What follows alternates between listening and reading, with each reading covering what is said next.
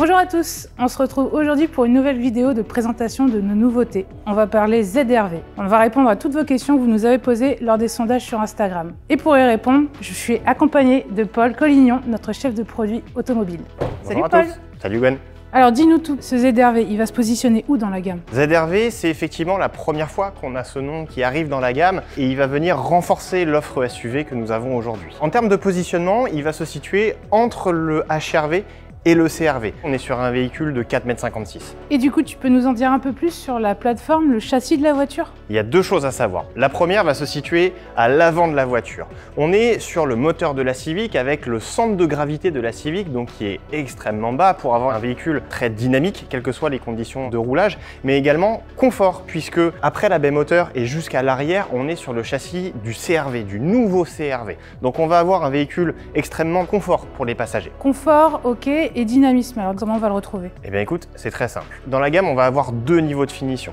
Le bleu, c'est la version sport, donc pour affirmer son dynamisme. Et on a la version blanche ici, qui est la version Advance, donc plus haut de gamme. Les deux versions de l'extérieur sont très similaires, mais il y a quand même quelques différences. La première différence notable, ça va être au niveau du bouclier avant. Il est légèrement différent entre les deux versions. Également, on va avoir les coques de rétroviseur noires sur la version sport et de teinte carrosserie sur la version normale. Ensuite, c'est au niveau des jantes. On est sur le même dessin de jantes, mais la couleur varie entre les deux niveaux de finition.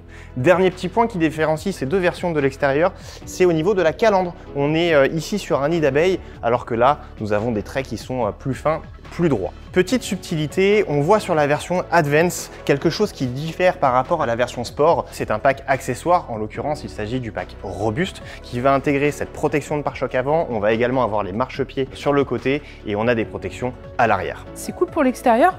J'aimerais bien voir l'intérieur maintenant. Allez, c'est parti, on y va. Ah bah je vois qu'il y a l'affichage TT haute, c'est nouveau ça? Alors effectivement, c'est une spécificité de la version Advance, comme d'autres équipements qu'on va retrouver exclusivement sur cette version. La première chose, ça va être le toit ouvrant panoramique.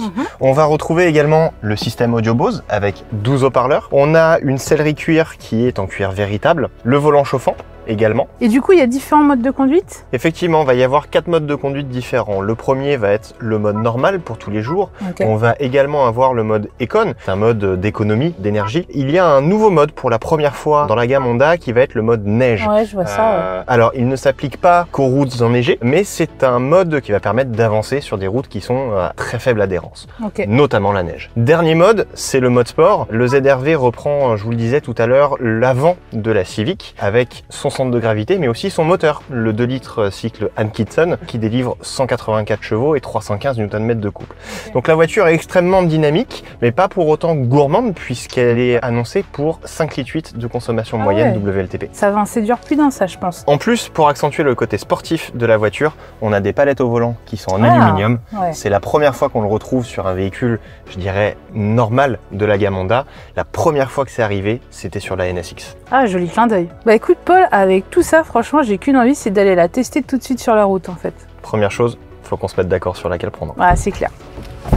Elle donne vraiment envie en tout cas cette voiture. Du coup, tu sais quand est-ce qu'on pourra la commander? Les commandes sont déjà ouvertes depuis quelques jours, le 1er juillet. La version Sport est à partir de 47 450 € et la version Advance à 48 950 €. Les premières unités sont en cours de livraison en concession. Donc si vous aussi, cette voiture vous a fait envie, eh bien je ne peux que vous inviter à vous rendre chez votre concessionnaire pour la découvrir à votre tour. Juste une dernière question. Tu choisis laquelle? J'ai un gros coup de cœur pour le look de la Sport. Ouais, j'avoue, mais j'aime bien aussi l'Advance. Allez, go, c'est parti.